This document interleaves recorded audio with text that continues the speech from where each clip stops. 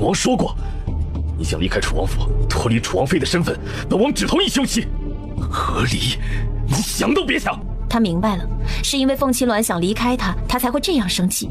因为他不想要的东西，只能他自己丢弃。楚王殿下，别怪我没提醒你，你有时间跟我在这里耗着。西凌轩的那位可没时间等你在这里犹豫。你王爷，树侧妃又吐血了，你快想办法救救她！楚王妃，树侧妃中毒快死了，你作为她的堂姐，在这儿幸灾乐祸，你眼里还有没有一点亲情？白华藏，闭上你的臭嘴！再多说一句，就算楚王签了和离书，我也不会去救凤书瑶。楚王殿下，真的快没时间了，再不救人，树侧妃就魂归西天了。一面是凤青鸾的威胁，一面是白华藏的催促，还有凤书瑶在等着救命。谢燕的脑子一片混乱，她双眼通红，看向桌子上的和离书。他与凤青鸾是先帝赐婚，父皇没有同意，签下和离书也没有多大作用。想到这里，谢燕在和离书上写下自己的大名。凤青鸾推过去一方印泥，抬了抬下巴示意。谢燕气急败坏，打开印泥，在和离书上狠狠地按下了自己的手印。这下你满意了？当然满意了，走吧。楚王妃，你快来看看，这次你要打算如何救他？凤青鸾走到床边，翻了翻凤书瑶的眼皮，看了看她的瞳孔，又切了脉，毒入肺腑。孟太医，多亏你护住了心脉，尚且可有命救。楚王妃，你救治的时候可否容微臣在旁学习观看？这次应该不需要动手术吧？不需要动手术，针灸即可将毒逼出来。是，楚王妃，咱们快进行吧。陈太医也有些好奇，这都是一只脚踏进鬼门关的人了，楚王妃究竟有什么医学本事能够将他救回来？凤青鸾拿出孟太医准备好的银针包，从里面取出3根金针，分别插入了凤书瑶胸前的3个大穴之中。接着便看到他手法极为娴熟和迅速地将银针送入凤书瑶身体的各个穴道。那银针在他手上仿若无物，行云流水。亲眼见识到凤青鸾救人的过程，谢燕心中震撼。凤青鸾真的有点医术本事在身上。妙啊妙啊！楚王妃，你这套针法叫什么？看起来颇为奇特。狂雨梨花针，他自己取的名字，霸气侧漏，听得孟太医又是一连串的惊呼和赞叹。在银针的作用下，凤书瑶吐出了几大口黑血，直到最后吐出来的血变成鲜红色。好了，他的毒解了。书瑶没事了？基本没事了，体内还有些余毒，服药调理越余就可以了。凤青鸾在解毒的时候，白华藏一直在旁边看着。他不得不承认凤青鸾的确会医术，而且医术高明。可书瑶为什么要骗他？这些黑斑会随着毒解自动消失吗？这个嘛，需要外用药，我特制的拔毒膏，对付毒斑很有效果。谢燕不疑有他，将药瓶收下。忽而他想到什么，孟太医和陈太医甚至其他大夫都说解不了书瑶的毒，凤青鸾轻而易举的就解了。山地鼠是凤青鸾抓来咬伤书瑶的，又只有他能解毒，难道这是他为了逼迫自己签下和离书故意设的局？谢燕心中那些弯弯道道，凤青鸾不知道。拿到了和离书，接下来他要做的是让夏明帝同意让他与谢燕解除婚约。做完这一步，他就能获得自由了。晚上，凤书瑶从昏迷中醒来，看到房间空无一人，轻咳了2声。小姐，你醒了？我怎么回事？王爷呢？小姐的毒解了，王爷照顾了您1个晚上，奴婢才去劝她睡觉，她应该才歇下。是谁给我解的毒？白神医吗？怎么可能是他？小姐，你不知道白神医差点害了你，他不会给人治病。之前你重病昏迷，白神医用他给家禽治病的法子给你医治，虽然前期稳定下来了，但后期造成反噬更严重。幸亏孟大夫和陈太医来得及时，才将你的病情控制住。他们说白神医胡乱用药和用针，险些害了小姐。直到最后孟太医也没办法了，说让王妃过来试试，王爷才去找他来为你解毒。他有那么厉害吗？是的，小姐，2位太医和王爷亲眼看见他为你施针，奴婢也在一旁。太医们对他的针法赞不绝口，看起来是有几把刷子在身上的。可他在侯府的时候，压根没学过医术，甚至连医书都没摸过，他哪里来的医学本事？奴婢也不知道，或许是他故意藏拙，表面上看起来学女工礼仪，实际上在偷偷学医术。小姐，你现在不应该担心那些事，先养好身体再说。我饿了，让崔嬷嬷做些桂圆粥送来。小姐，在你昏迷的这段时间，崔嬷嬷被王妃打断了双腿，在下人房里养着。打断双腿？凤青鸾为什么要这么做？他不知道崔嬷嬷是我的人吗？知道，但还是对崔嬷嬷下了重手。凤青鸾这个小贱人，崔嬷嬷是我的陪嫁嬷嬷，她如此任意打骂，完全将我的脸面踩在地上摩擦。你去打听了吗？太子殿下什么时候回京？奴婢去问了，据说殿下要赶在行宫之前回来，这么说的话，还有5日便会回到京城。太好了，你去找如宝，说这次行宫之行我也会去，到时候与太子殿下约个时间，我想见他。小姐，你身体里还有余毒，身上的黑斑也还没有完全消失，怎么出去见太子啊？这些都在看不见的地方，除了脖子上的，到时候拿围脖遮一遮就好了。也是，不知道王爷与王妃之间达成了什么交易，王妃不仅答应了救小姐，还给了除黑祛斑的药。小姐，奴婢给你用过一次，黑斑比往日消散了不少，看起来还挺有用的。有用就给我多用些，5日后我一定要光彩夺目的站到太子殿下面前，让他对我眼前一亮。小姐，差不多又该上药了，奴婢帮你涂上。翌日，凤青鸾梳洗打扮好，进了皇宫。儿臣参见母后，母后万福金安。青鸾，你来得正好，本宫让御厨房做了樱桃煎，不知道你爱不爱吃。上次你不仅意外救了本宫，本宫用了你的药，许久不好的风寒也逐日痊愈了，多亏了有你。这是儿臣应该做的。母后面色红润，看起来心情上佳，是有什么喜事发生吗？太子还有几日抵达京城，他出去了这么久，如今安然无恙的回来了，母后当然心情好。听说还在礼县处理了几件大案，陛下对此很是高兴。太子殿下英明睿智，德才兼备，恭喜皇后娘娘。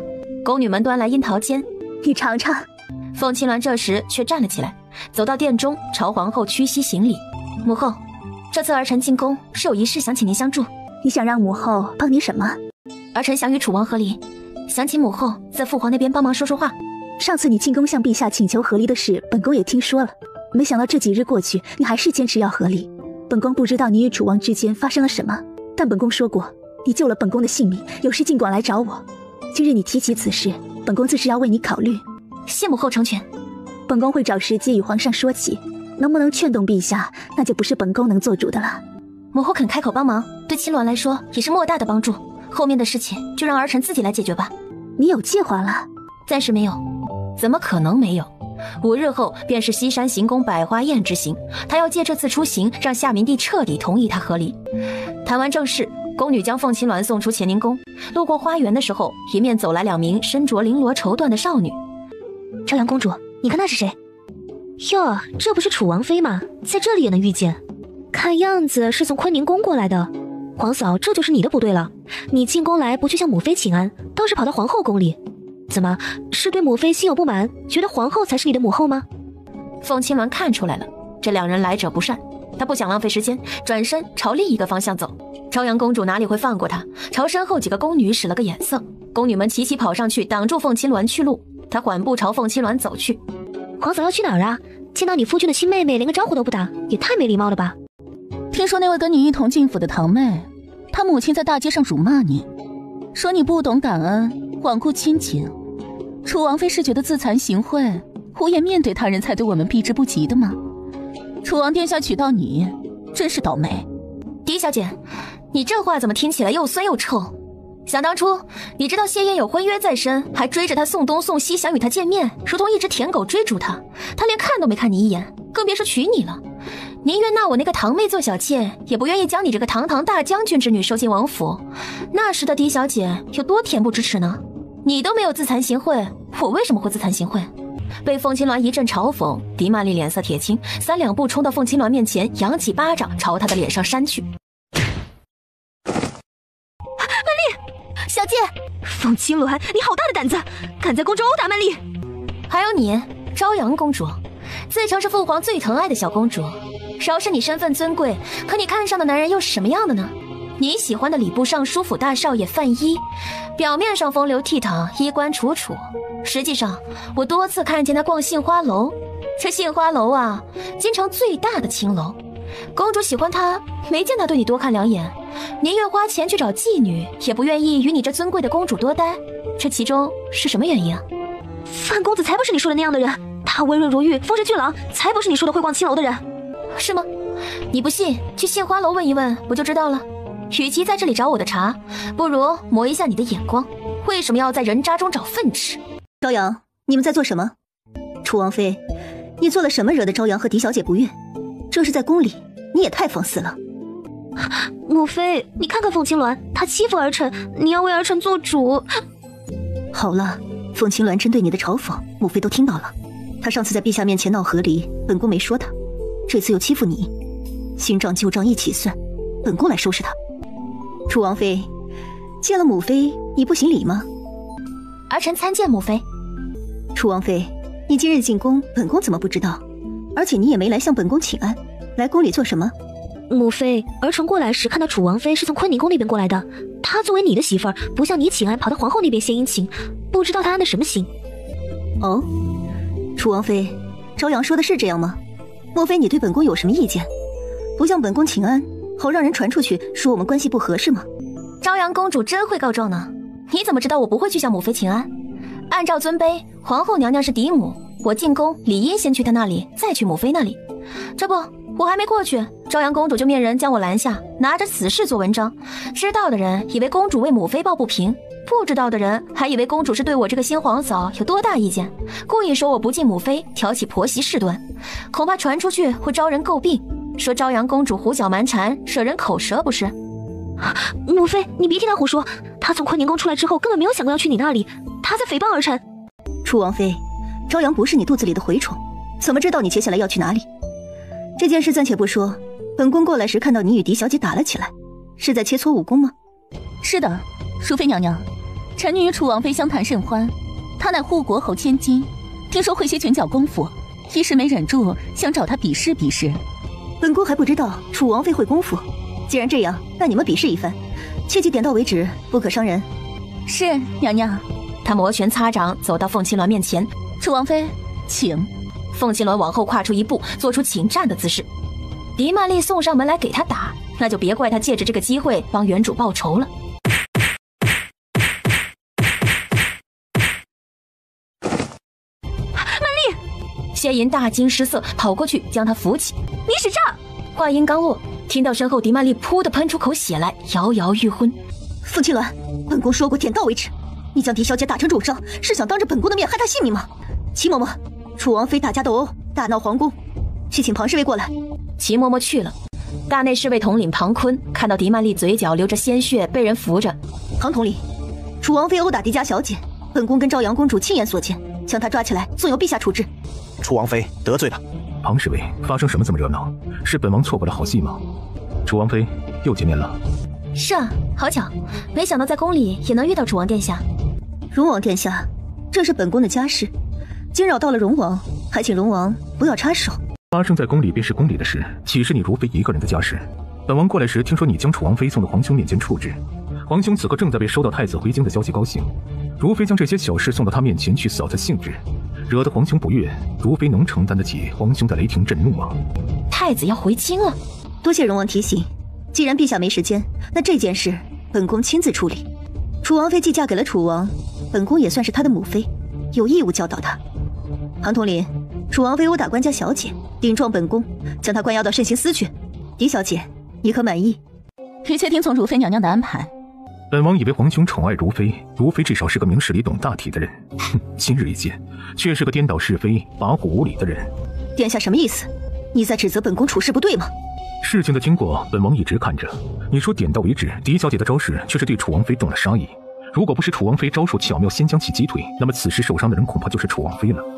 狄曼丽一介臣子之女，对王妃动杀意已然是重罪。何况在比试之前，她已经袭击过楚王妃一次。楚王妃正当防御，给她些教训，为什么她要受罚？照殿下这么说，臣女就应该挨打了是吗？是本王说的不够清楚，还是狄小姐理解有问题？狄曼丽被堵得一噎，抿着唇说不出话来。如妃心下嘀咕，荣王这番话明显是偏帮凤青鸾。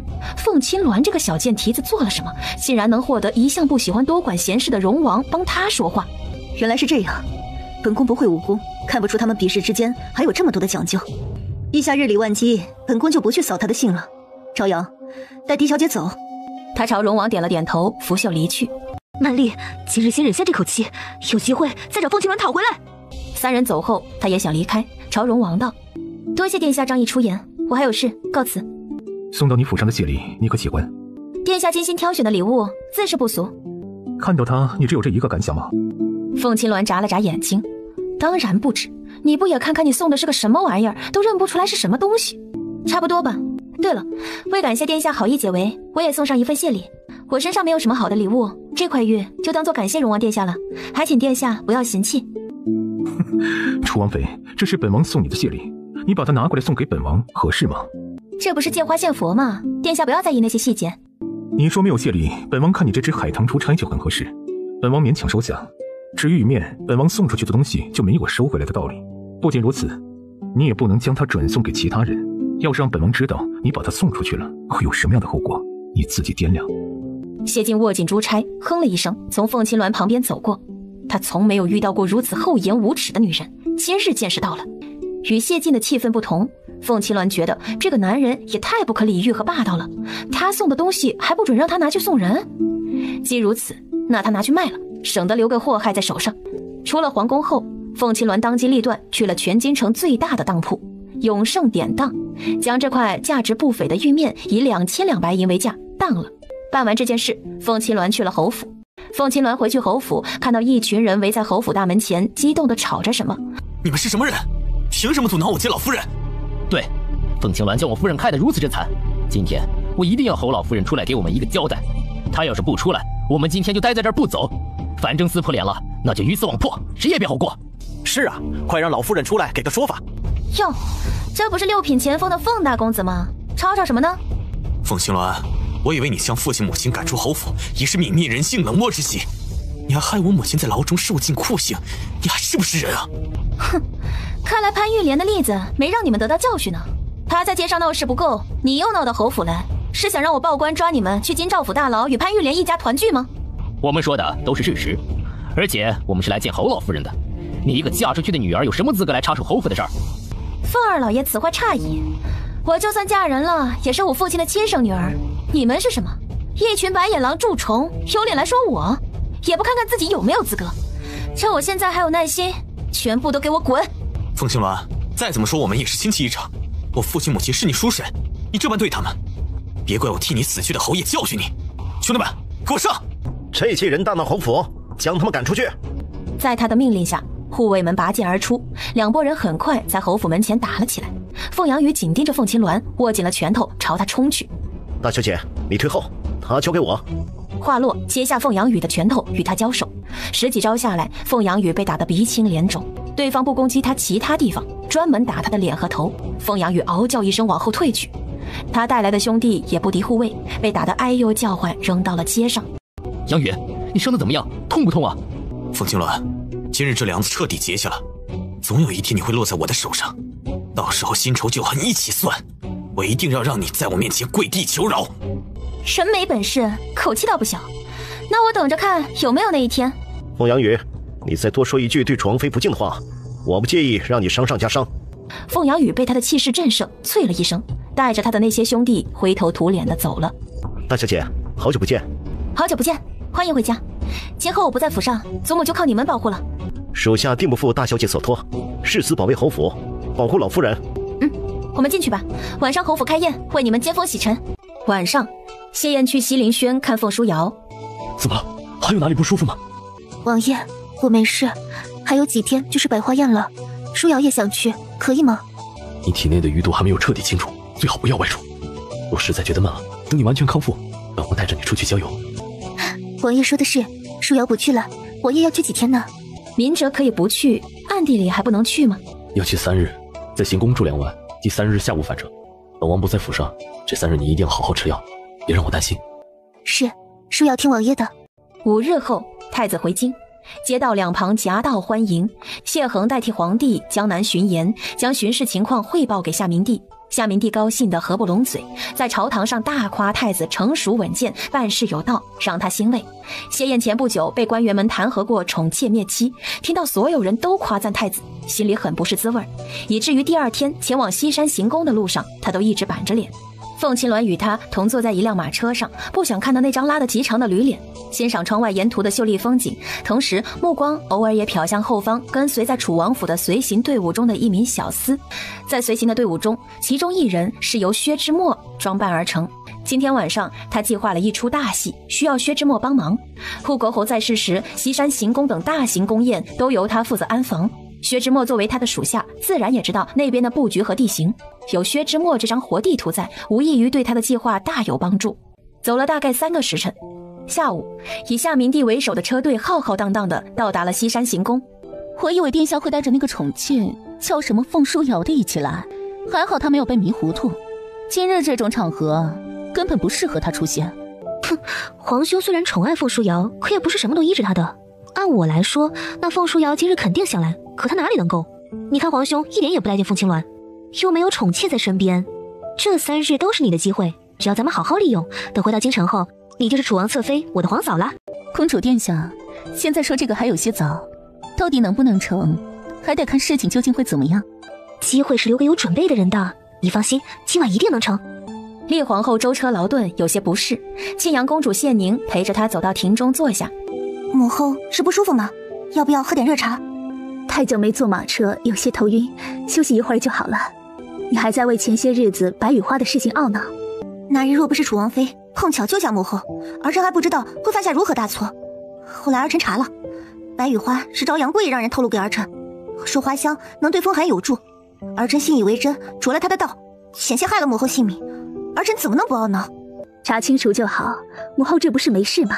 你也不要一直揪着这事烦心，难得出来欣赏风光，别去想他了。朝阳还是个孩子，想要害他的人恐怕是如妃。母后说的是，儿臣不想了。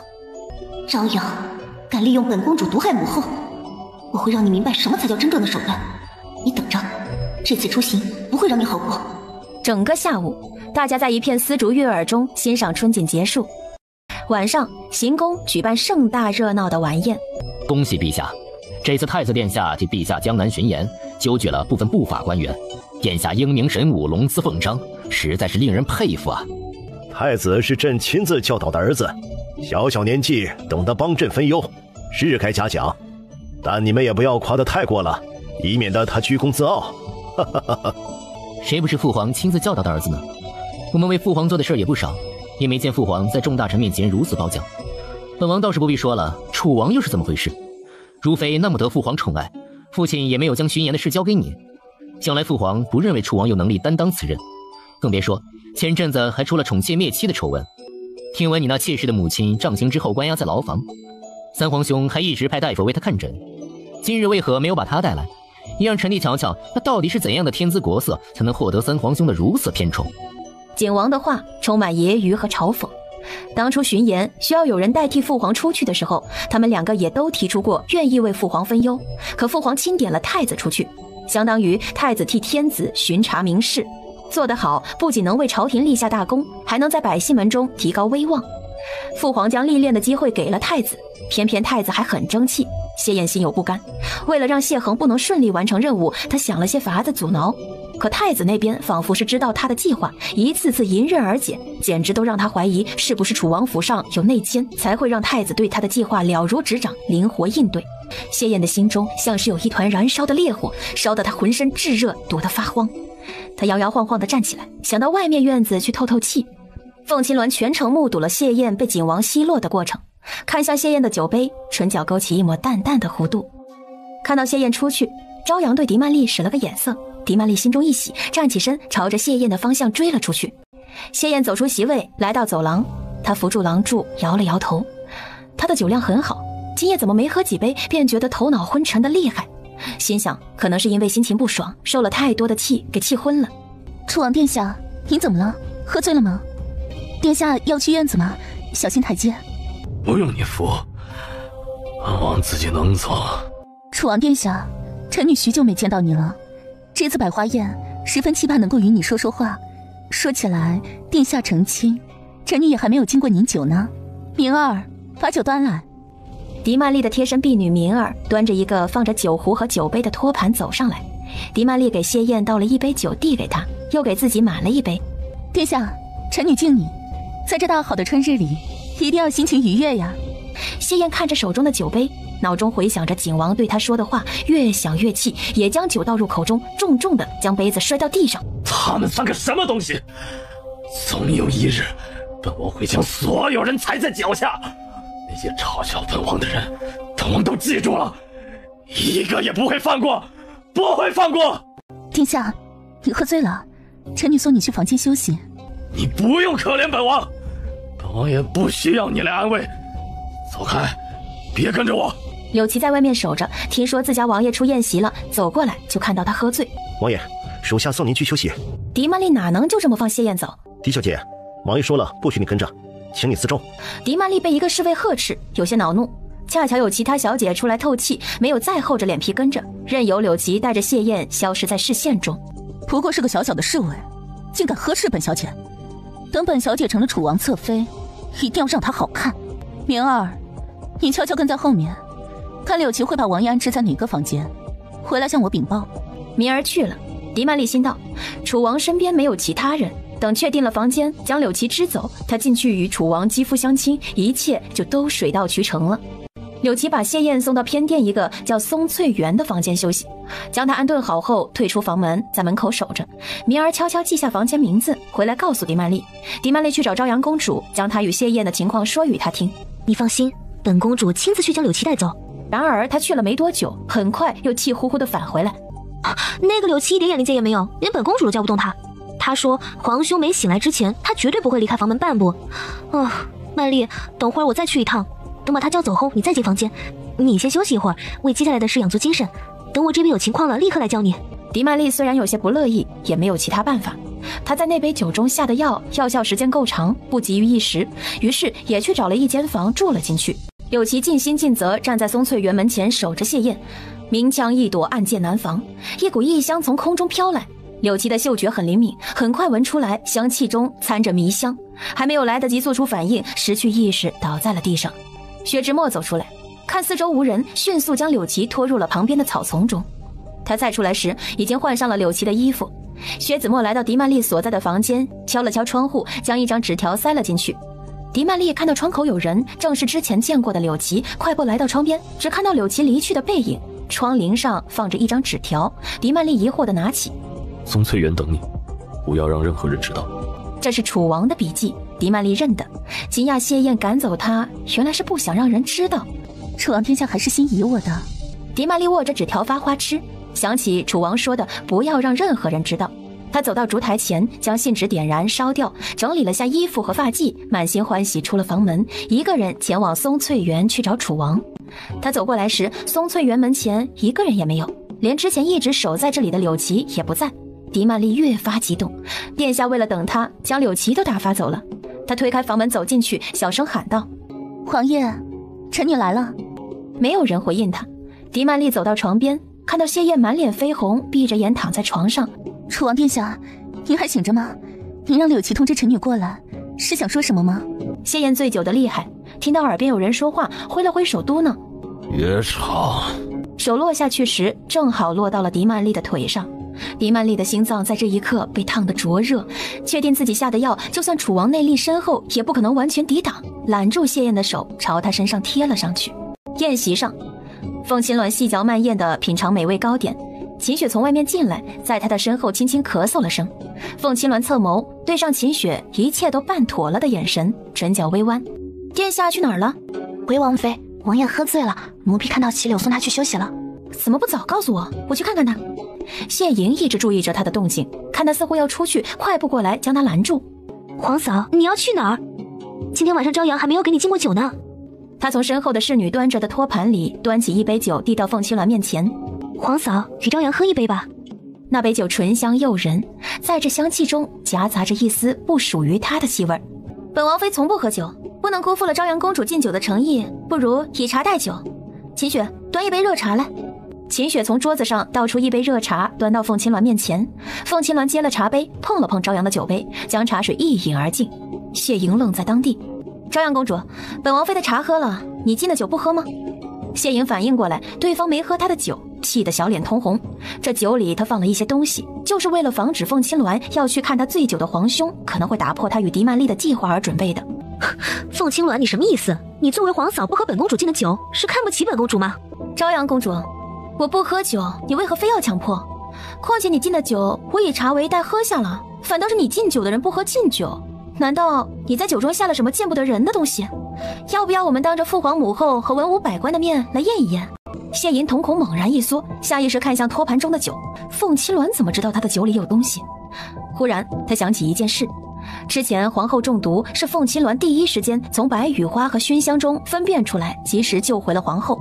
后来他又救了突发疾病的廖国公家的千金，想来这小贱人是有些医术在身上的，必然是闻到了酒中的气味不对劲儿，才推脱不喝。本公主做事光明磊落，怎么可能在酒里下药？不过是气你不喝本公主敬的酒而已。既然你不喝，以茶代酒算个什么东西？你这般不给本公主面子，本公主也懒得与你浪费时间。他瞪了凤青鸾一眼，带着侍女回了自己的位置。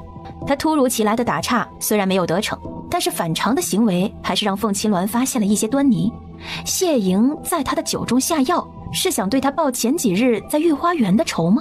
还是说今天晚上专门针对他设了别的圈套？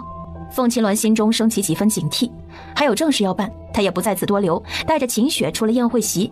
路过走廊时，凤青鸾点了2名当值的宫女。楚王醉酒，需要人伺候，你们跟本王妃一同去。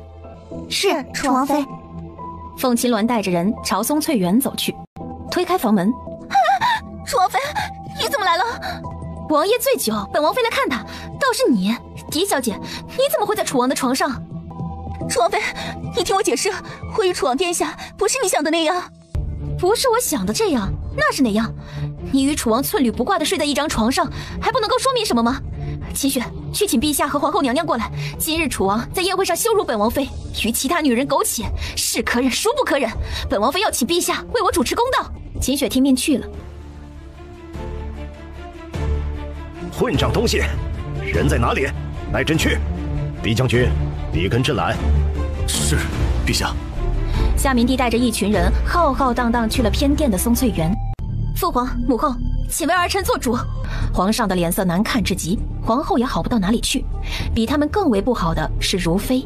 狄曼丽也跪到地上，一贯眼睛长在头上的高傲脸上带着惶恐和不安，泪水如雨滴落下，不说话，阴阴地哭着。狄良看到女儿这样，既震惊又气闷，还是先赶紧问道：曼丽，这是怎么回事？你与楚王殿下……爹爹。齐德顺，把这个混账给朕弄醒。齐德顺利落地端来一杯茶水，泼到谢燕脸上。谢燕被凉水刺激醒了过来，她迷迷糊糊地睁开眼睛，看到房间里黑压压的一群人都在看着她，当即大脑宕机了1秒。父皇，母妃，你们怎么……她抹了把脸上的水，这才发现自己一丝不挂。又看到凤青鸾冷冽的神情和狄曼丽委屈的哭泣，明白发生了什么事，犹如五雷轰顶，震得她分不清梦境和现实。她爬起来捡起衣服穿上，跪到地上。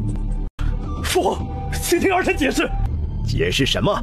朕都看见了。楚王，是不是这2年朕对你太放纵了，以至于你连这种事都做得出来？父皇，不是这样的，儿臣喝多了，让柳七扶儿臣来房间休息，不知道狄小姐为什么会出现在儿臣的房间。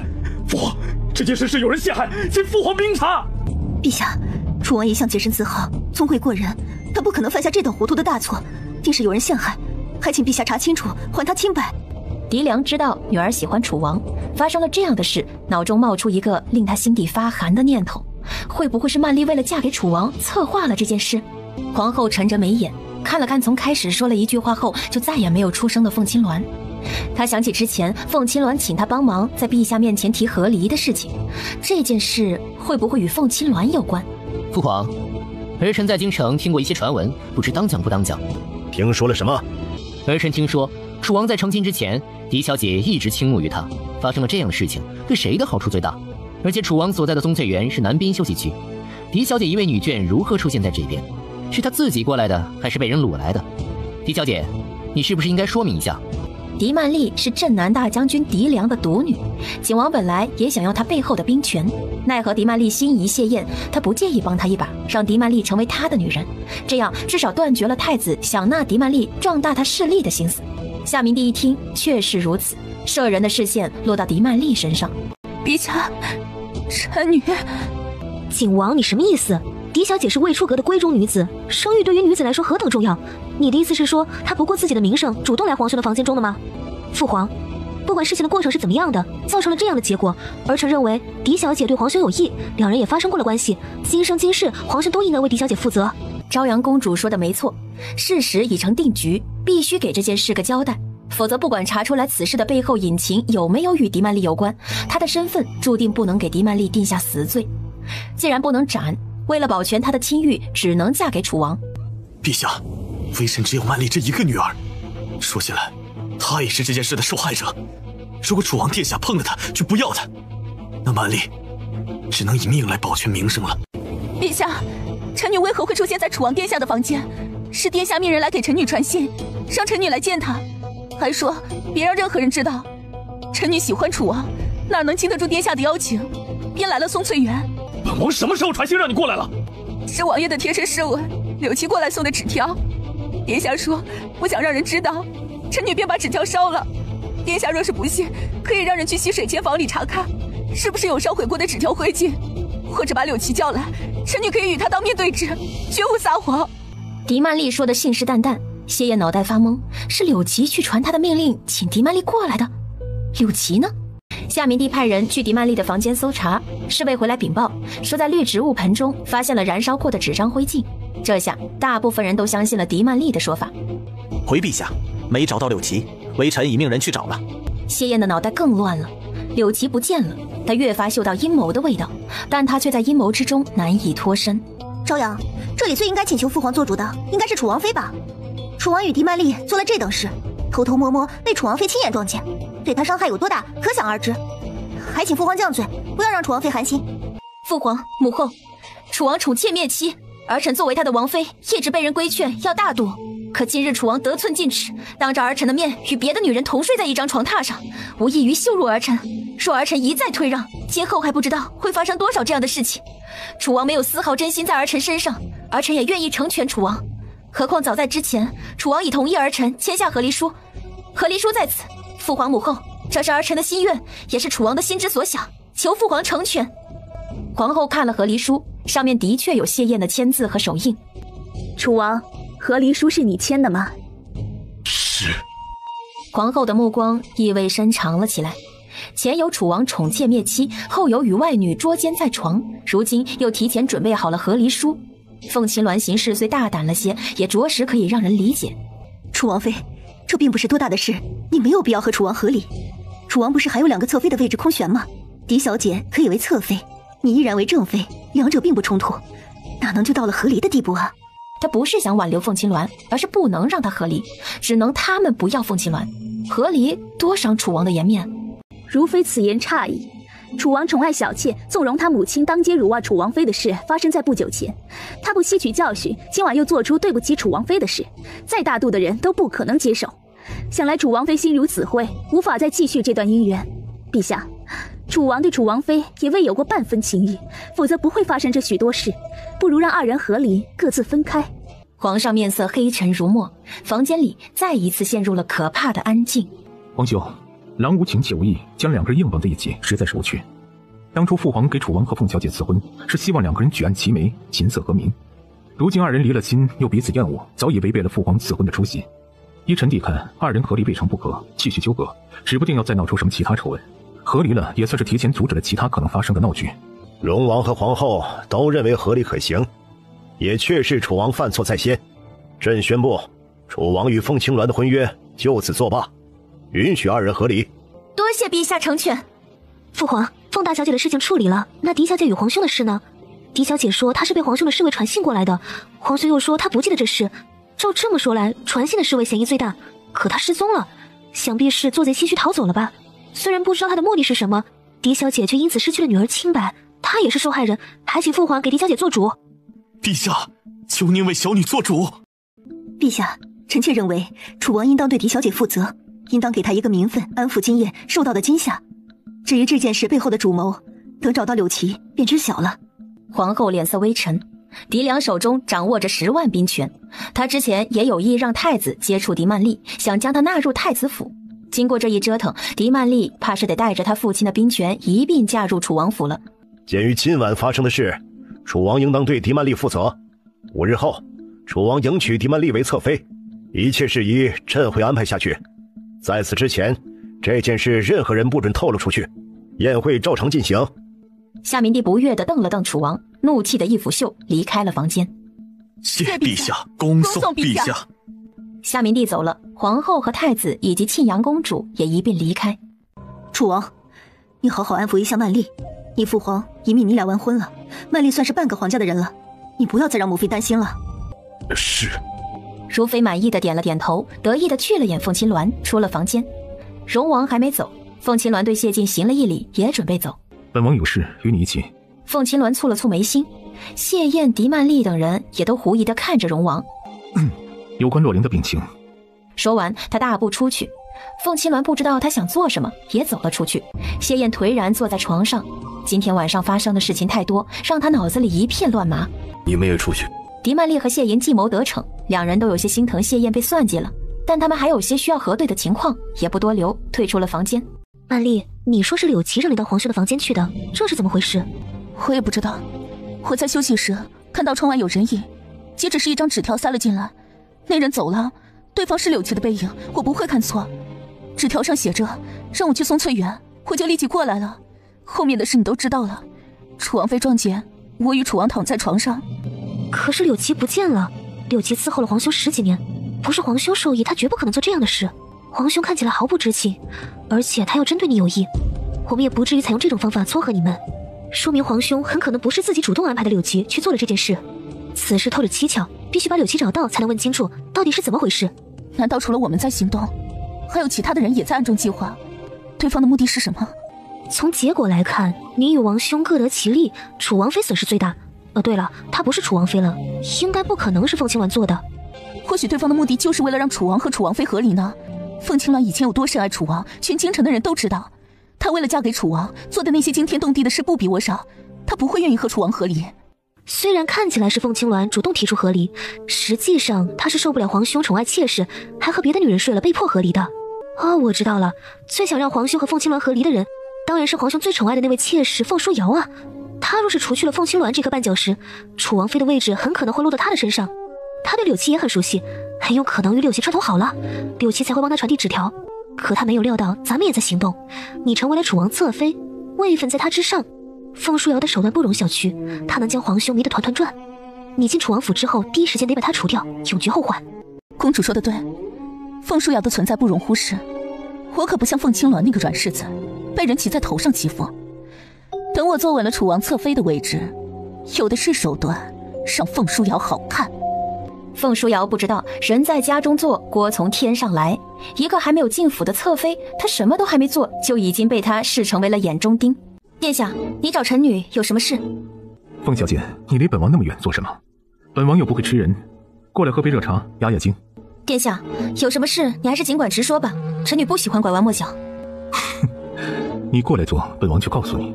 凤青鸾心底盘算着，不管谢晋知道了什么，反正夏明帝当着那么多人的面准许他与楚王和离，他什么都不怕了。凤青鸾走过去坐下。今晚这场捉奸在床的大戏，是凤小姐暗中谋划的吧？荣王何出此言？你猜行宫的安防谁在负责？当然是你，荣王殿下。你说这个做什么？谢晋笑而不语。你究竟想说什么？或许是凤小姐对自己的药太过自信，忽略了柳琪的功力。她被拖进草丛后，中途醒了过来。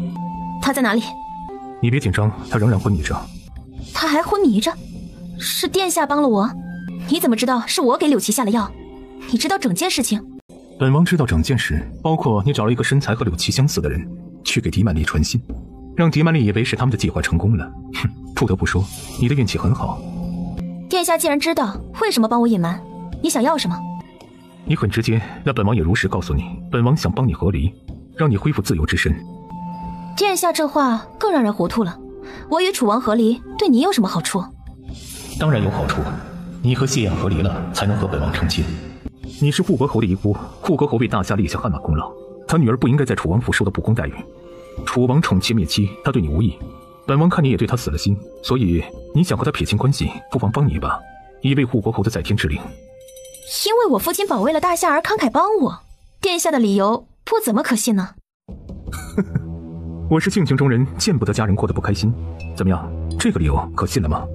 凤青鸾沉默，这话也不可信。殿下将此事告知我，又不说目的，那么这件事到此为止。本王帮了你，不准备向本王道谢吗？我问过王爷想要什么，王爷说了一堆虚无缥缈的东西。我想王爷应该是比较闲，顺手做了这事，没必要感谢。又或者说，殿下还没有想好要我报答什么，等你有需求了，自然会来找我，互相来往，不必言谢。说完，大步离开了亭子。王爷，就这么让凤小姐走了吗？不得不说，凤小姐真有性格，明明知道王爷帮了她，连谢谢都不说一声。属下这么多年，还从来没见过像她这样不为王爷的人。她与别的千金小姐相比，真乃一股清流，属下佩服。怎么，你喜欢上她了？不，王爷，属下从来没有这么想过，属下只是钦佩凤小姐的胆识，对她就无半分非分之想，请王爷明鉴。谢晋轻笑，目光眯了起来。这等有个性的人，楚王那个蠢货怎么压得住？终有一日，她会成为自己的女人，让她恢复自由之身是第一步。凤青鸾虽然在谢晋面前干脆利落地结束了对话，心中还是犯着嘀咕。没有谁会无缘无故地帮一个人，谢晋这次算是帮了他的大忙。凤青鸾想着这些事情，察觉到前面有人走来，抬头一看，看到了一张不该出现在这里的脸。你来这里做什么？另一边，谢恒去假山后见凤书瑶。你好大的胆子，竟敢偷偷跟来行宫！你说有急事，是什么事？殿下，你出去了这么久，有没有想妾身？妾身可是每日都在思念殿下，盼望殿下回来。有什么急事快说，要是让人看见你在这里，你小命难保。不是有殿下在吗？殿下肯定会保护妾身的。你要是说这个，姑听到了。姑还有事，你也该带哪儿去带哪儿去，别给姑找麻烦。几年前他救过凤书瑶，从那时起这个女人对他痴迷，后来楚王迷恋她，正好可以将她作为棋子塞进楚王府。凤书瑶也心甘情愿帮他监视楚王的一举一动，否则他这副搔首弄姿的模样，给他堂堂太子提鞋都不配。听出谢恒话里的不耐烦，凤书瑶心里空落落的。不过他喜欢的就是谢恒对他爱答不理的高冷。殿下，自从你回京后，楚王一直没有动静，妾身会尽快除掉凤青鸾，坐上楚王妃的位置，到时候拥有更多的权力，知道他的行踪和计划，再向太子殿下禀报。父皇已准许凤青鸾和楚王和离，回京之后将颁布圣旨。什么？凤青鸾不是楚王妃了？那太好了，妾身……你别高兴得太早，5日后谢燕将迎娶镇南大将军之女狄曼丽为楚王侧妃。狄曼丽善妒，知道楚王宠爱你，进府后不会给你好日子过，所以你必须牢牢抓住谢燕的心。姑交给你一个任务，你帮姑除掉狄曼丽，离间楚王与镇南将军府。狄良只有狄曼丽一个独女，狄曼丽喜欢谢燕，他作为父亲必然会支持，连带着站队楚王。倘若狄曼丽死了，还是死在了楚王府，狄良与楚王翻脸，到时候他施以手段，狄良手中的兵权将会成为他的囊中之物。殿下，妾身知道了。我听说狄小姐会武功，可能动起手来没那么顺利，请你给妾身一些时间。这是自然，你一个手无缚鸡之力的弱女子，要对上将门之女，不要硬碰硬，你只需利用楚王对你的疼爱和恩宠，好好谋划，这件事也不难。姑等你的好消息。是，殿下，妾身一定不负你的期望。妾身已经想好了要如何杀了狄曼丽，就能挑起将军府对楚王的憎恨了。你等着妾身的好消息。凤书瑶主动走上去把他抱住，谢恒眉宇间划过不易察觉的厌恶，站着没动。谢恒不喜欢听凤书瑶自称妾身，一个无名无分的低等贱民，也不喜欢凤书瑶的触碰，让他生理不适。但这个女人对他有大用，难得楚王这么迷恋一个女人，温柔刀是除掉他最轻易的方法。凤书瑶抱着谢恒，将头靠在他的胸膛上，闭着眼睛享受着这刻的欢愉。忽然，旁边的假山后传来一阵碎石的声音。谁在那边？出来！躲在假山后的人见被发现，慌乱地向院子的小径窜逃。谢恒松开凤书瑶，施展轻功点跃向假山，落到院子中，朝黑影追去，折断旁边的树枝，催动内力朝前面的黑影掷去。尖细的树枝插进了对方的脖子，黑影直直地向前扑倒在了地上。谢恒走过去将人掀过来，是个中年男子，他还没有死，脖子上插着树枝，正在涓涓地往外冒出鲜血。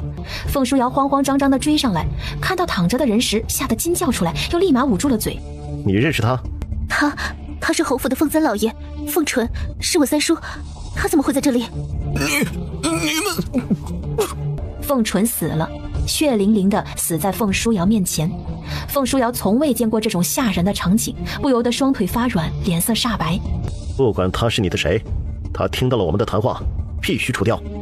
你装作今晚没有见过他，也不知道他死了，当作什么都没有发生，明白吗？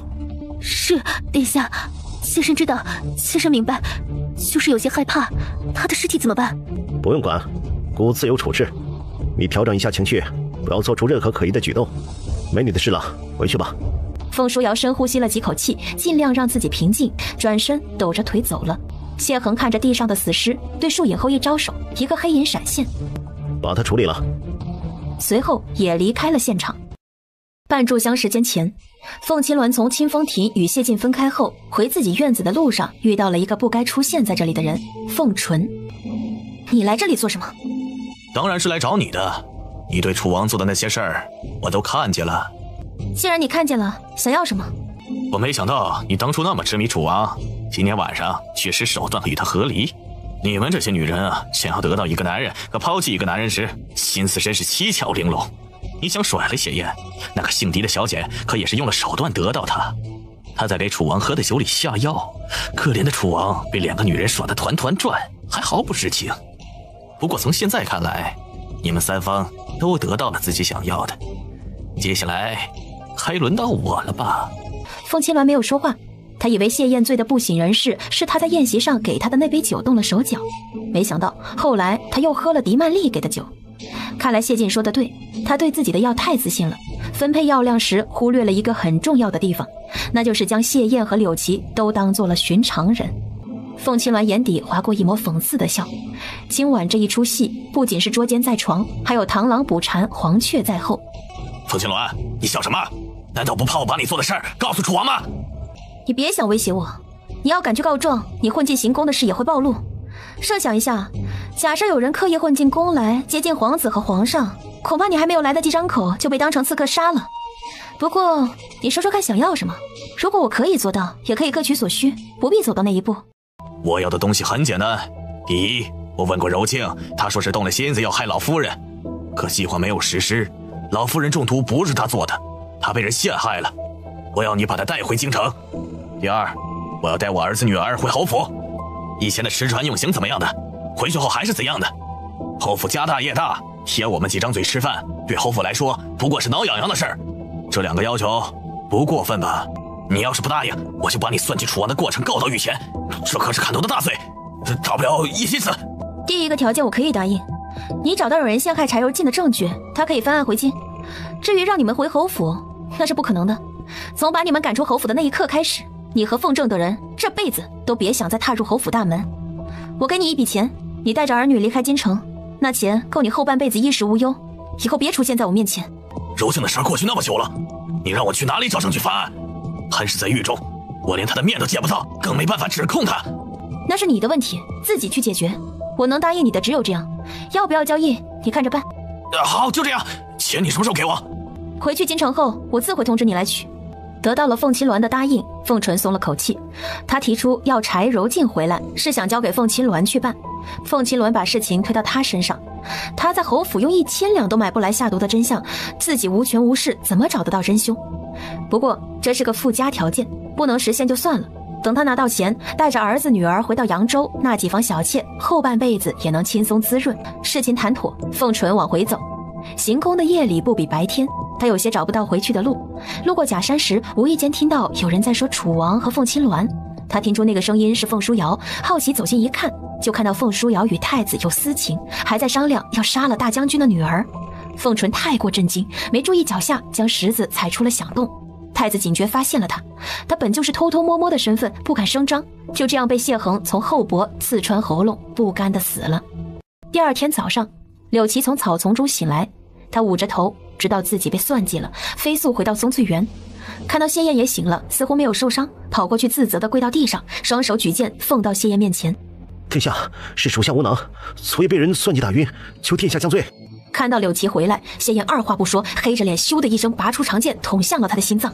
你知道昨晚因你失职发生了什么吗？柳琪冷汗如雨，忍着剧痛道：多谢殿下不杀之恩，属下今早从草丛醒来，尚未得知发生了什么，还请殿下告知。谢燕抽出剑扔到地上。昨晚狄曼丽出现在本王房间，父皇已同意本王和凤青鸾和离。狄曼丽说是本王让你传信让他过来，本王喝多了，不记得有交代你做这件事，你做了吗？后来又去了哪里？殿下，你没有让属下去传信啊？属下把你送回房间后，一直守在门口。当时殿下醉酒，狄小姐想跟来，属下阻止了她。后来朝阳公主又来了，让属下去帮她做事，属下没走。朝阳公主生气走了，属下闻到一阵异香昏迷过去，中途醒来过一次，模糊看见有人影出现。再醒来后便是清晨，发现自己躺在草丛中。你说狄曼丽想跟来本王的房间，朝阳让你去做事？是，王爷。谢燕眼睛眯了起来，他明白是怎么回事了，是狄曼丽和朝阳。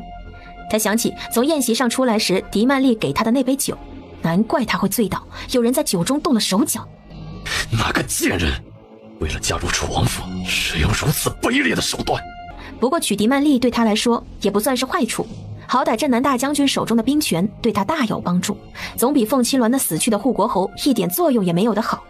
想到凤青鸾，谢燕的拳头捏得咯吱作响。没用的东西，跪下去！殿下，是属下保护不力，又得殿下饶命，请殿下多踹属下2脚出气。你想死，还不快滚下去把伤口处理了？你死了，谁来给本王做事？滚！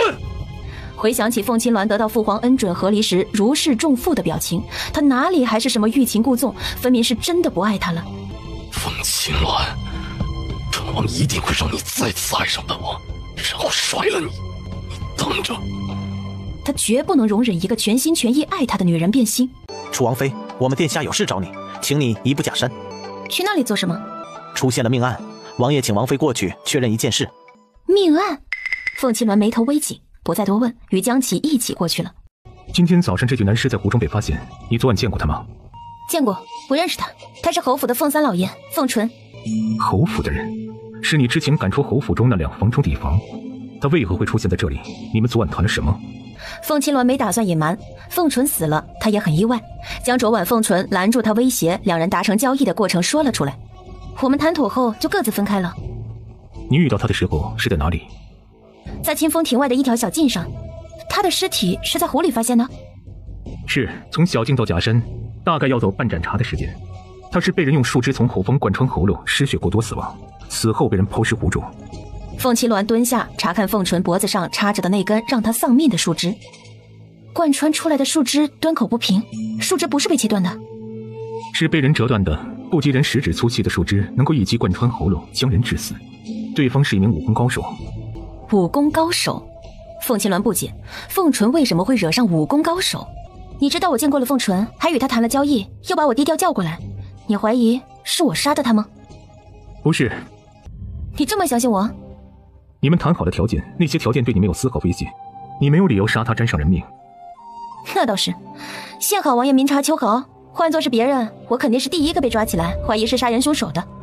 还有第2个原因，你没有内力。你很确定对方用了内力？地上这一道脚印是凤纯的。谢晋派人检查过折断的树枝，距离尸体倒地的地方有10来米左右，中间没有留下任何脚印，说明凶手是从后方折断树枝掷向前方的凤纯，再施展轻功来到他的尸体边。既判断出了此人会功夫，那能大概锁定凶手吗？在这座秦宫中，会武功的人不在少数，仅凭这点判断凶手有些困难，何况尸体被处理得干干净净，再没有其他线索。凤青鸾没说话，昨天晚上才看到的人，今天就成了一具尸体。他虽然不待见凤纯，也从来没有想过让他去死。发生命案的事，封锁了消息，暗中调查。凤青鸾过去回答了几个问题后，谢晋让他走了。用过午膳，一行人向琼华台出发。八皇说的侍卫叫你过去做什么？那是我的事，与你无关。你别忘了，父皇说等回到京城，合力的圣旨才会下来。现在我们仍然是夫妻，我有权管你。你一和本王合力，就和别的男人走得亲近。凤青鸾，你是不是早勾搭上了八皇叔，才千方百计的脱离本王？你这个恬不知耻、品德败坏的女人！寿王殿下，你自己宠妾灭妻，还与其他女人春宵帐暖，倒打一耙，倒是指责起我来了。你说这话不心虚吗？本王是被狄满离算计了，并非我自愿。至于舒瑶，她有恩于我多偏宠她一些，有什么不对？当初要不是你死缠烂打追着本王会娶你，到手了就毫不留情的抛弃。你当本王是个什么物件？想要就要，想扔就扔的吗？谢燕，你娶我是先帝赐婚，如若不然你会娶我？我对你掏心掏肺，就差没把命给你，你连正眼都没有瞧过我一眼。我也早说过，是我救了你，凤舒瑶顶替我成了你的恩情，你有感动过，有相信过一点吗？再说，你不也把我当成获取我父亲手中兵权的物件吗？彼此，不过是风水轮流转，报应落到了你身上而已。你这种货色，不配做我的男人。本王不配做你的男人，八皇叔配，又是送礼，又是让你去他身边，给一丁点好处就让你跟他走了，你就这么不值钱，自轻自贱？凤青鸾，本王警告你，不许和他走得太近，否则3日后回去京城，本王会想尽各种办法不同意和离。两人在说话的时候，谢晋视线飘过来，谢燕的气急败坏和凤青鸾的风轻云淡形成对比。他知道凤青鸾是彻底放弃眼前这个男人了，一群人到达仙翼阁，从上府看下去，整个山谷的秀丽风景、山川河流全都尽收眼底。今年造访司做得不错，仙翼阁的景致比往年更好，朕很满意，赏。谢陛下赞赏，这是微臣应该做的。公主，柳琪今早回来，你去找他问了吗？是不是殿下让他传信来给我的？还没有，皇兄一直在生气，柳琪寸步不离地跟着。等我晚上寻机会再去问他。我仔细回想了一下，给我传信那人的背影，看起来与柳琪相似，衣服也是柳琪身上穿的，因此我才认为是他来传的楚王命令。可我并没有看到柳琪的正脸。楚王喝了下药的酒，应该没有自主思考的能力，还能让人来找我。我怀疑昨晚的柳琪是假的。假如柳琪是被别人算计了，他今天回来岂不是会说不知道这事儿？那皇上就会怀疑到我们身上了。很有可能，早知道会这样，还不如让柳琪死在外面，就没有人与王爷对峙，他也不会怀疑我们了。两人说着话，听到下方传来骚动，站起来一看，禁军们正朝琼华台跑来。凤青鸾也看到了，神情凝重地来到走廊上。不仅是禁军，在他们后面还跟着一群身着其他服饰的人，双方在仙翼阁下方厮杀。陛下，有刺客包围了行宫，他们快杀上来了！怎么回事？荣王呢？迟广呢？他们在哪里？回陛下，荣王殿下和迟统领在带着禁军们与刺客们作战。这批刺客人多势众，其中还不乏有武功好手，一直潜藏在山谷中。等到陛下上了仙翼阁，他们就杀了出来。看那装扮，初步断定是克伦国的人。克伦国？陛下，克伦国人对大夏怀有极强的恨意，这次行宫的刺杀肯定是有预谋的，我们该怎么办？说起克伦国，凤青鸾有些印象。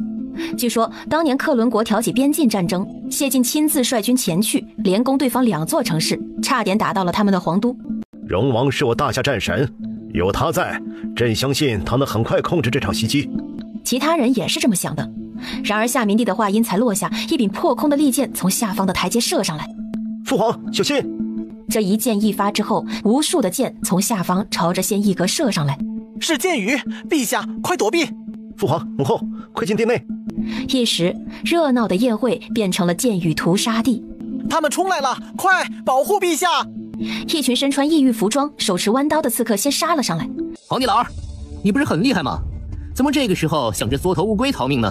不管你逃到哪儿，今日便是你的死期。我要将你的头提回去给我们城主陪葬。兄弟们，上！谢恒和谢燕的武功在皇子门中是数一数二的，但显然冲破层层禁军杀到仙翼阁来的刺客也不是泛泛之辈。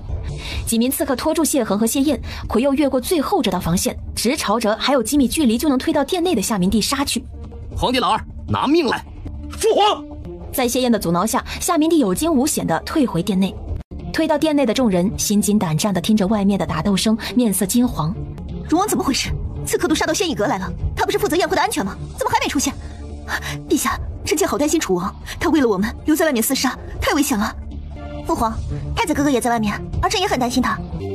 陛下，有没有人来救我们呀？太子和楚王撑不了多久，荣王殿下究竟去哪儿了？不来救驾，气死人了！全都闭嘴！荣王是朕的亲弟弟，朕相信他一定会赶来，没有出现，定是被其他的事缠住了。凤青鸾一直在注意外面的情况，西平责备谢晋，以目前的情况来看，的确很不寻常。忽然，一团耀眼的火球在他瞳孔中逐渐放大，有火箭，大家快找掩护！接着，又有无数带火的箭从大殿正面射向窗户和门，射进殿内的各个地方。陛下，在仙翼阁右边有一处之前封闭过的望星斋，与仙翼阁之间有座石桥衔接，我们暂时去那里躲一躲吧，这里不能再待下去了。带路！一群人互相搀扶着往望星斋快速转移，外面的刺客越来越多，还活着的禁军所剩无几。皇帝老儿留给我杀，你们把其他人解决了。下了命令后，他越过谢恒和谢燕，在殿内四处搜寻夏明帝。在桑卓的带领下，一群人渡过石桥，躲进了望星斋。凤青鸾看了看身后的众人，他们害怕地抱成一团，缩在角落，有老有小，有不少都是无辜的生命。他得想个办法引开那些刺客，不能眼睁睁地看着他们死在这里。2座阁楼之间衔接着一座10米左右的石桥，这是仙翼阁过来的唯一通道。石桥下面是万丈悬崖，只要能把石桥摧毁，能阻止大部分刺客杀上来。打开门要出去。楚王妃，你要去哪里？我去摧毁石桥，那桥先接着望心斋，把它毁掉，我们可以再撑一会。你一个小女子，身无长物，如何去毁石桥？你不要去冒险。哼，都什么时候了，还想着逞能？楚王妃，你就这么想在父皇面前表现吗？你有什么本事能将一座桥毁掉？我看你呀，还是别瞎忙活了，安心在这里等待救援吧。公主殿下，你做不到的事，不代表别人也做不到。试都没试，你怎么知道我不行？谢莹被他的话一堵，哼了一声，偏过头去。等等，楚王妃，我跟你一起去。他马上就要成为楚王侧妃了，如果能在夏明帝面前表现一番，挣得一份功劳，说不定他有可能直接成为楚王正妃。你留下，你是这里唯一会武功的人，若有刺客杀上来，你还可以抵挡一下。狄曼丽停下脚步，凤青鸾说的对，他留下来也有机会表现。于是看到凤青鸾跑出望心斋，关上了大门。凤青鸾从实验室拿出硝化甘油与硅藻土制作炸弹。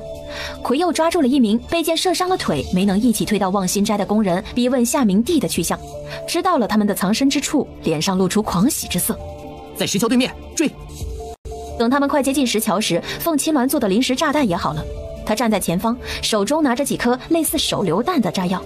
呵呵，没人来救狗皇帝了吗？让你一个小丫头片子出来，你觉得你能挡得住老子？一挥手，2个刺客朝着石桥冲了过来。挡不挡得住？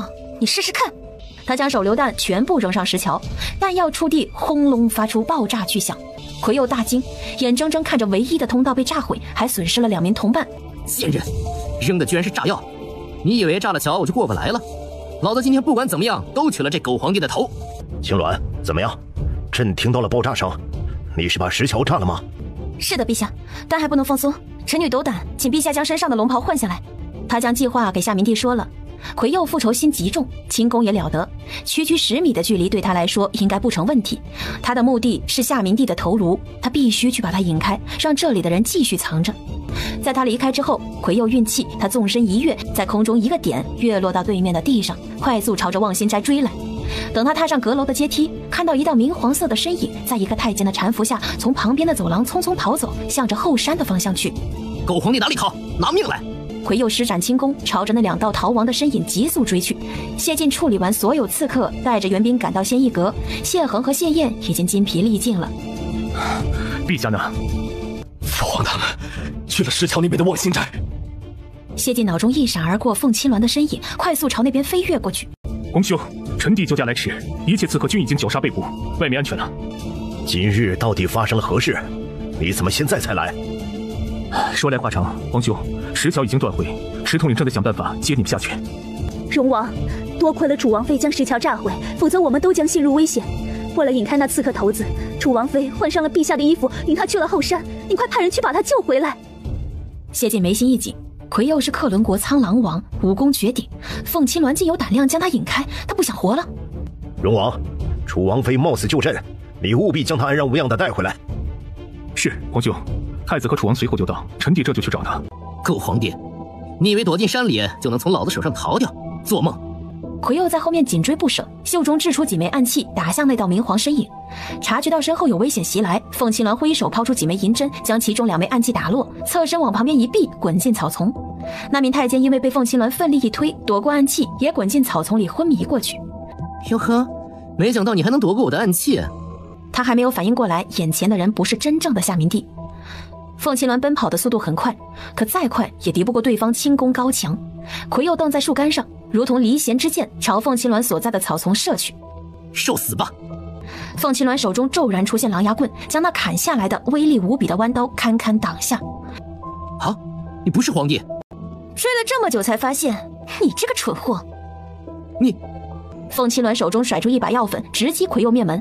魁佑冷不丁被偷袭了个正着，急速往后退去。你这个小贱人，给我碰了什么？毒药，虎不倒。凤青鸾话还没说完，魁佑手中的弯刀掉到地上，双腿跪下，撑着地，死死地瞪着凤青鸾。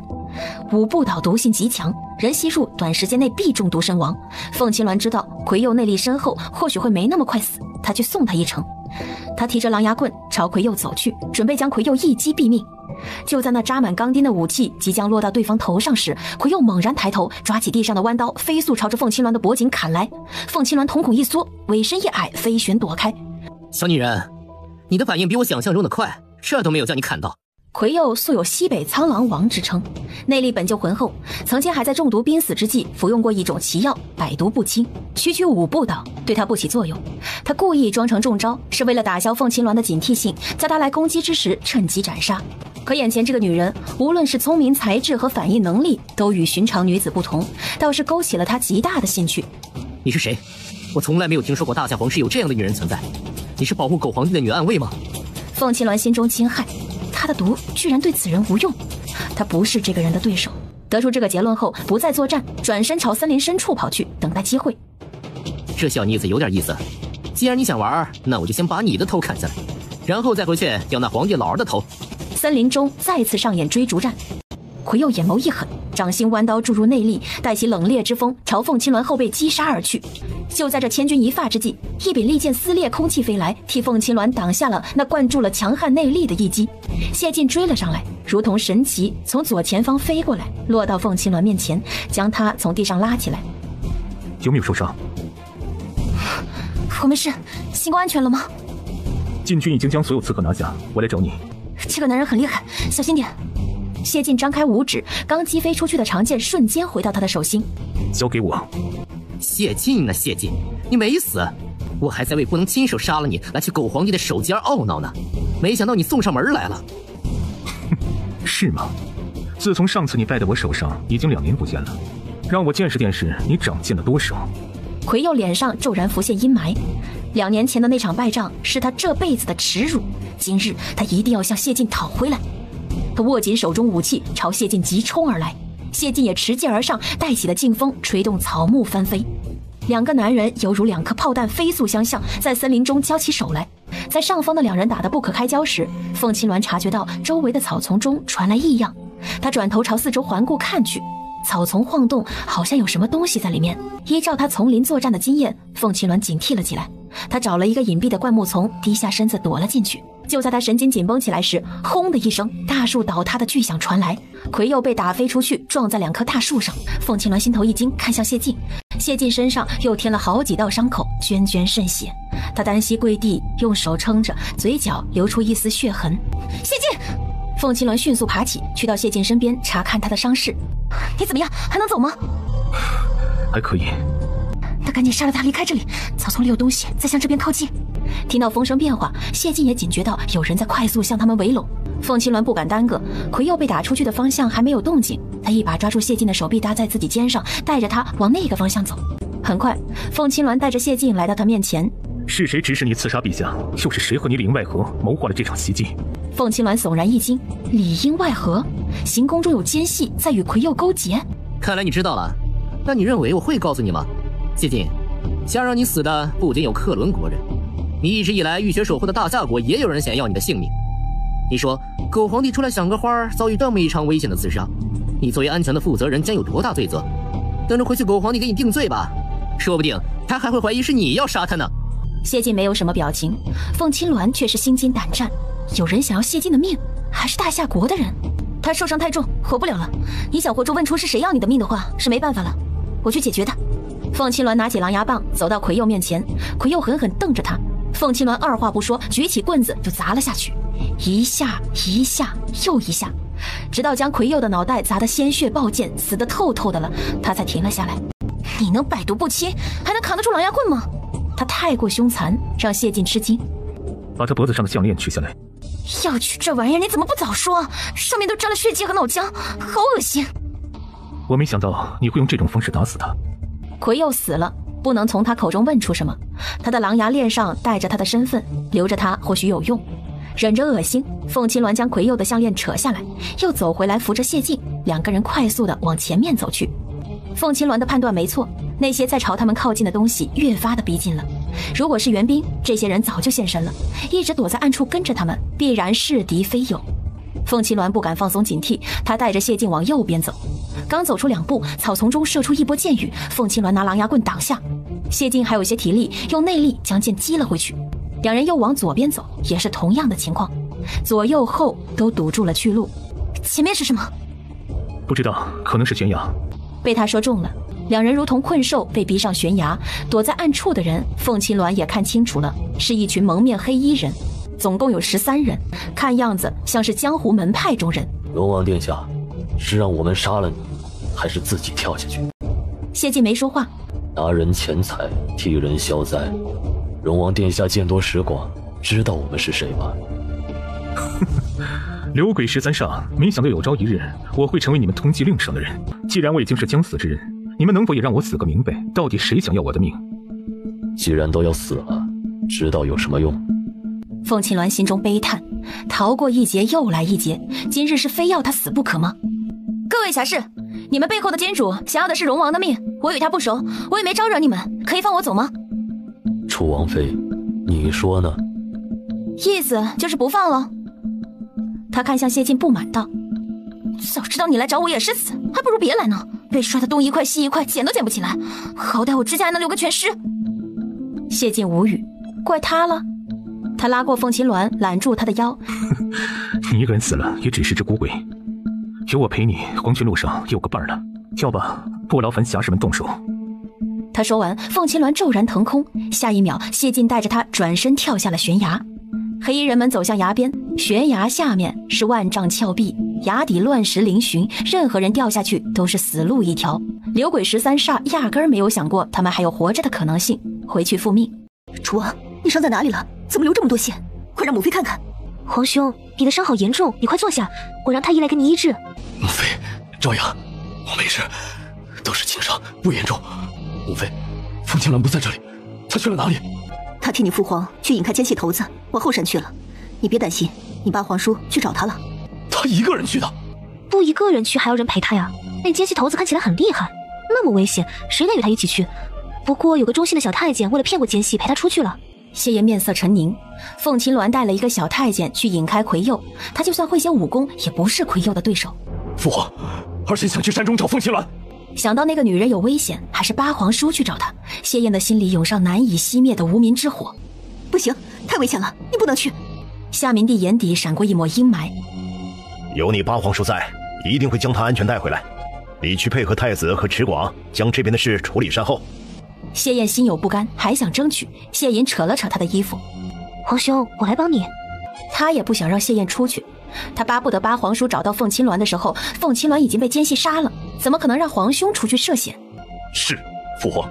直到2个时辰过去，还没有看到谢晋和凤青鸾回来，江渠坐不住了。陛下，王爷和楚王妃还没回来，属下请求前去寻找。好，你去找，天黑之前回来禀报。父皇，儿臣也去。凤青鸾是儿臣的王妃，她许久没回来，很可能是在山中出事了。父皇，儿臣保证，不管有没有找到人，天黑之前必定回到行宫。夏明帝见时间也差不多了，行吧，你和江渠一起去，路上有个照应。是，父皇。凤青鸾，本王还没让你体会到再次爱上我因为抛弃的痛苦，你必须给本王还活着。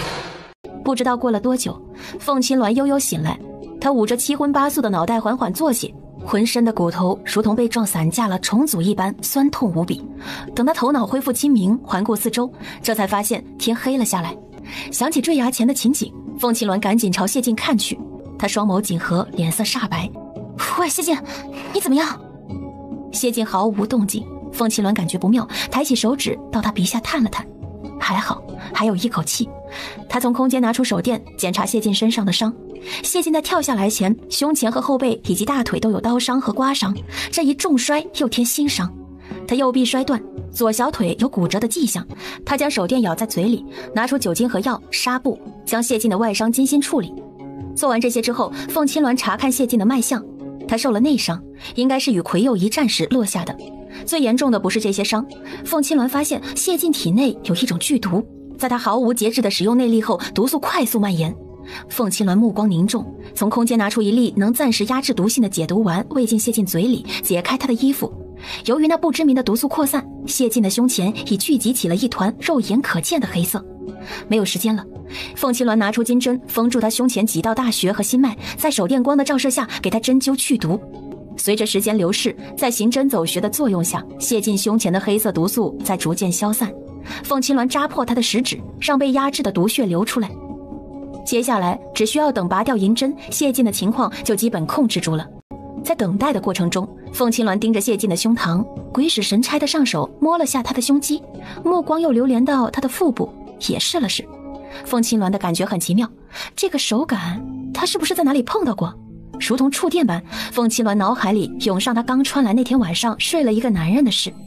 这谢晋的身材和手感与那男人有些相似。凤青鸾糊涂了，难道那晚的面具男是谢晋？很快他又打消了这个念头，谢晋武功那么厉害，那天晚上怎么可能轻易的被他给办了？而且他那时头脑不清楚，哪里能分辨什么相似的手感？肯定是他记错了，也不知道他怎么样了。他从空间拿出那块从面具男身上取下来的白玉龙形佩，举在月光下端详。他快要合离成功了，可以花时间去找这个男人了。想了一会儿，将谢晋身上的银针取下来之后，想着接下来该怎么办。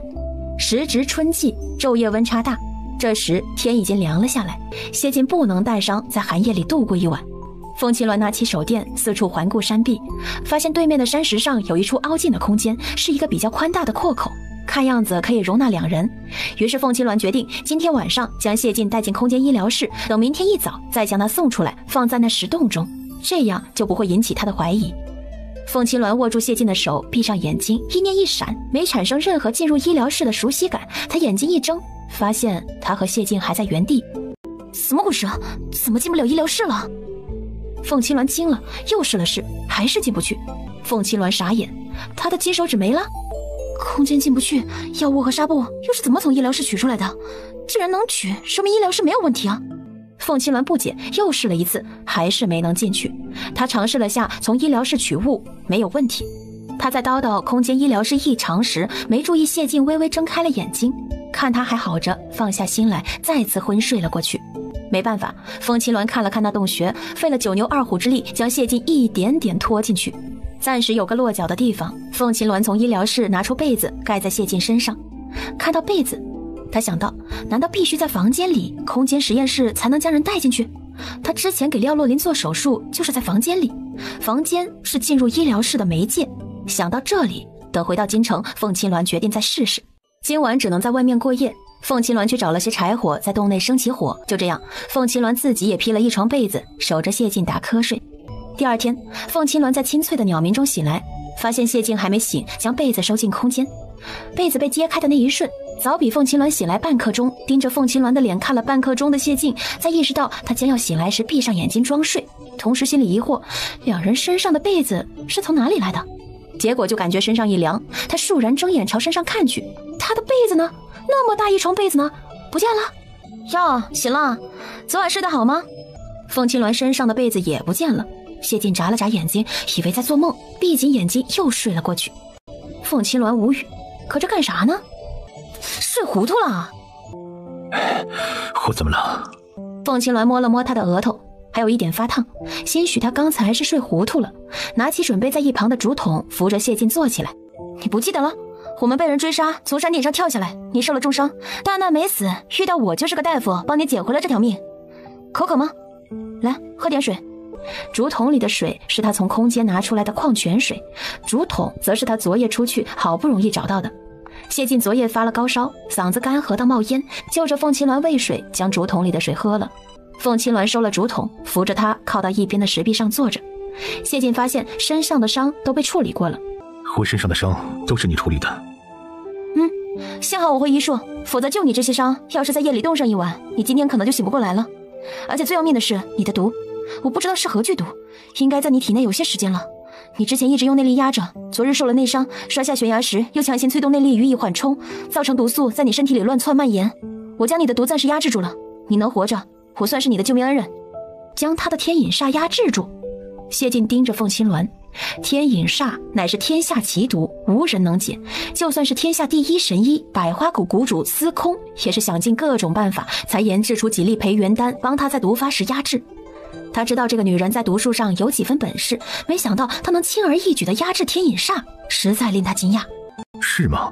我怎么记得我摔断手、摔断脚是为了救某人做肉垫造成的？这么说来，是我救你的性命在先。龙王殿下，说到这些伤，要不是某人遭人追杀，连累我落下悬崖，我的命需要你救。你要是这样往前推的话，那如果不是本王在山中救你，你已经死在那怀佑手下了。我又没有让你来救，谁说我一定会死在他的手下，而不是将他反杀了？打架又不是完全靠武功，也要靠手段和智慧。是吗？那你说说，如果本王不来，你要用什么方法反杀武功内力轻功完全在你之上的怀佑？山人自有妙计，我的方法不方便告诉你。他实验室里的麻醉针还没有拿出来用用呢，他当然有机会反杀魁佑。凤青鸾卖起了关子，谢晋当他是没有办法又拉不下脸才这么说的，也就不再追问了，目光看向下面的山林。你看过这里的地形了吗？我们能否走出去？我看过了，这里树林茂密，应该是山林深处，周围几十里都没有人烟。我们想要走出去，恐怕有些困难，尤其你还带着腿伤，更不可能。这样的话，只能让人来找我们了。我这里有……谢晋掏着袖口，他记得身上带有信号弹，袖口里怎么没有了？你在找这个吗？我以为摔下来时它掉了。你是掉了，不过被我眼尖发现捡了起来。你确定要在这里发射信号，让人来找你吗？你觉得除了这个办法，我们能走出去吗？凤麒鸾站起来，走向洞口。你当然不能，但是我能。听出凤麒鸾话中的意思，谢晋眸光暗淡了下来。我明白了，你走吧，我不想连累你。把信号弹留下，我在这里等救援。如果信号弹不幸先引来杀手，我也只能听天由命，拼死一搏。他话音刚落，凤麒鸾咻地放出信号弹，回过头来笑吟吟地看着他。这是你说的，我帮你发射求救信号了，你在这里等着，我走了。凤麒鸾说完，真的转身往下面的森林走去。他头也不回，一个劲儿地往前走，一股无名之火袭上谢晋的心头，烧灼得他太阳穴都控制不住的突突的跳。谢晋气恼地一拳砸到地上，他就知道这个女人会抛弃他，跟那天晚上一样，把他吃干抹净，提起裤子就不认人了。那个狠心冷漠的女人，他就不该对她抱有信任。看到凤麒鸾的身影逐渐消失在前方森林，谢晋气得咬紧牙关，身上的伤口也开始痛了起来。索性他闭上眼睛，让自己昏死过去。等他再次醒来时，已是傍晚。鼻尖闻到一股诱人的烤肉香味儿，谢晋的肚子咕咕地叫了起来。他睁开眼睛，朝香味儿的来源看去。凤麒鸾坐在对面的火堆前，正翻烤着一只兔子。哟，吃饱了？你不是说已经走了吗？怎么又回来了？我去找点吃的和柴火，谁说我走了？不是你说的让我在这里等救援，你走了吗？我当然要走，我不走到森林里去抓野兔，在这里等着，野兔会自己装上来吗？谢晋无语。吃点东西吧，你的人就算看到信号弹进森林来搜寻，至少也得花上1-2天的功夫。总的来说，你若不是为了出来找我，也不会受这一遭罪。看在我们互相救命的份上，我在这里陪你等待救援吧。谢晋盯着凤麒鸾的脸，又看了看手边刚烤好的香气扑鼻的兔肉和水，胸中涌动着一股莫名而燥热的情绪。你为什么想和谢妍和离？你之前不是扬言此生只做楚王之妻吗？你和离的原因是不是为了别的什么人？谢晋想说是为了他，毕竟凤麒鸾对谢燕的态度转变是从那晚新婚之夜开始的。凤麒鸾想了想，他不是原主，和离也算是为了原主吧。谢燕薄情寡义，对他没有感情，还厌恶他，配不上原主那份赤子之心和毫无杂质的深爱。是为了某个人。殊不知他口中的某个人在谢晋听来就是他自己。谢晋心绪翻涌，差点忍不住告诉凤麒鸾，其实那天晚上被他那个了的男人是他。可想到自己身受重伤，手脚都残了，还有着严重的内伤，体内的毒还发作了，落难成这样一个落魄之人，说是告诉了他，他在凤麒鸾眼中的形象会不会跌落？他会不会瞧不起自己？想到这里，男人的自尊心将谢晋想坦白的话堵了回去。你做得不错，谢燕的眼中没有你，看不到你的闪光点，你不应该为他搭上后半辈子，还不如依心之所向，为了心中那个人去争取更好的生活。你说的对，人的心中有坚定的追求，努力去完成，一定会有收获。不说我了，这次行宫遇袭是怎么回事啊？为什么新一阁这边刺客都杀过来了，你却没有出现？还有逼我们跳下悬崖的13个黑衣人，他们看起来像是江湖人士，他们是谁？对于想要你性命的幕后主使，你有没有什么眉目？我的手下中有奸细，事发之前有人将我引去了行宫东门，说那边出现了大批来路不明的人正在靠近。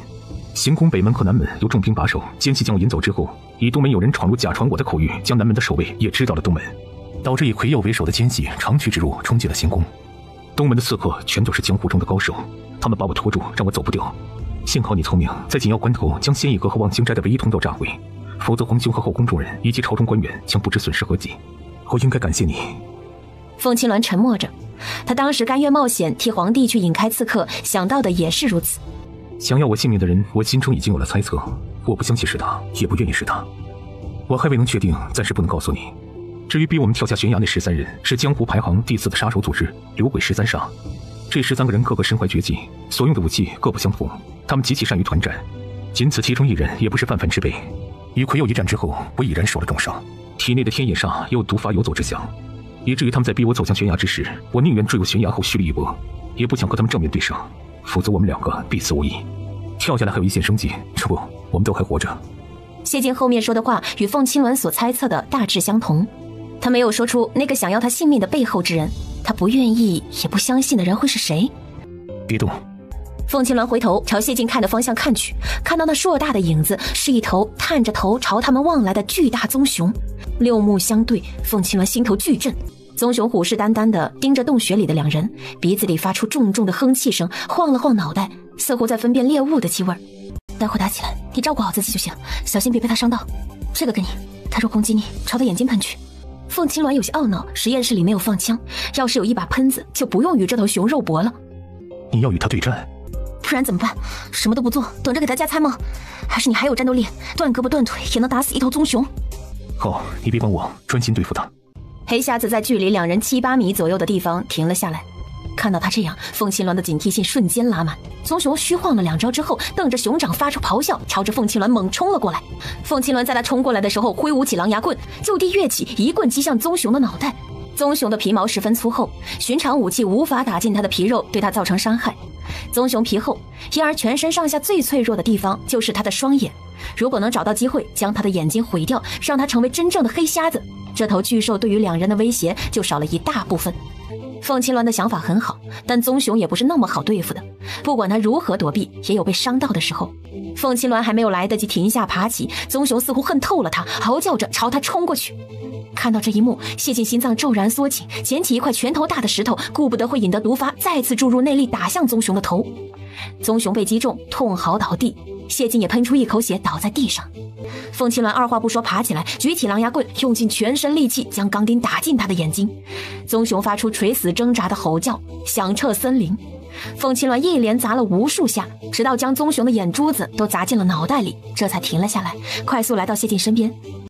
谢晋，你这毒万万不能使用内力的，你想死吗？